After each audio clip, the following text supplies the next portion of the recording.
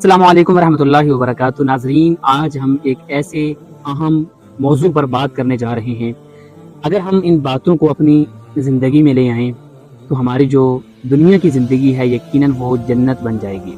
وہ کون سی ایسی باتیں ہیں، وہ کون سا ایسا ٹاپک ہے کہ جن کو ہم اپنے عمل میں لا کر اپنی جو زندگی ہے وہ آسان بنا سکتے ہیں۔ سب سے پہلی بات یہ ہے کہ ایک انسان کے دوسرے انسان پر 3 قسم کے حقوق، 3 قسم کی ذمہ داریاں عائد ہوتی ہیں۔ سب سے پہلا حق، سب سے پہلی ذمہ داری یہ ہے کہ اگر ہم کسی کو فائدہ نہیں پہنچا سکتے تو ہم کسی کو نقصان بھی نہ پہنچائیں۔ نمبر 2، اگر ہم کسی کے ساتھ اچھا نہیں کر سکتے تو ہم کسی کے ساتھ برا بھی نہ کریں۔